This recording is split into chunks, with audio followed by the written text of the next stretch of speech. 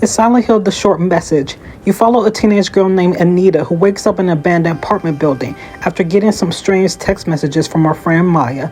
Naturally, Anita goes out to find her, but along the way she has to confront her trauma and guilt while getting sucked into another world that works hard to torment her. The game deals with a lot of heavy, dark topics, such as suicide, bullying, and depression, and right off the bat I like that they included multiple screens of suicide hotlines, emails, and etc.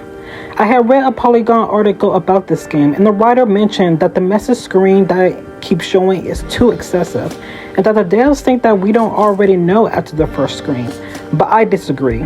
I would hope that anybody who initially wanted to play the game would steer clear to protect their own mental health. But if they decided to continue on, but then realize halfway through the game that it's too much for them, then at least that first message screen isn't forgotten, and they won't have to feel like they have to restart the game just to go back to that first message screen. Plus, I do feel like some people forget that we live in an era where people have short attention spans now. So I wouldn't be surprised if some players had completely forgotten about the message screen halfway through the game, so having it pop up every once in a while is not a bad thing. Another thing to mention too is that this game is getting a lot of unnecessary hate from Silent Hill fans. I would consider myself a long-time Silent Hill fan.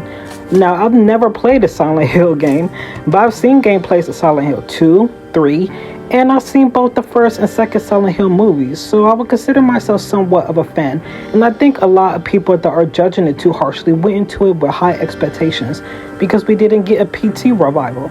Not only that, but the game is centered around a teenager, and most long-time Silent Hill fans are already in their 30s and 40s.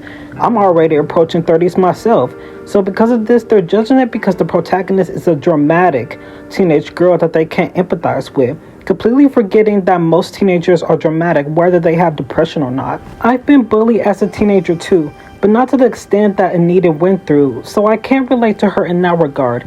But I can relate to her having depression and suicidal thoughts, on top of feeling like you're not good enough for social media.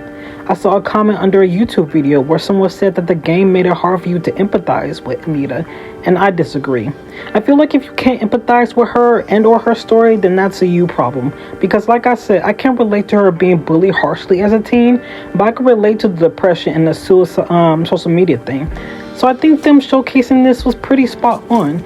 And even if I couldn't relate to Anita with depression, how hard is it to feel bad for a teenage girl getting called every disgusting name in a book and having things being thrown at her and having her personal belongings being trashed? I feel like people these days no longer have empathy anymore for anybody, and it's really sad, and it's a huge problem. Aside from all of that, the gameplay is pretty fun. I can't see myself playing it at all just because of the chase scenes, because I have severe anxiety and chase scenes make it worse.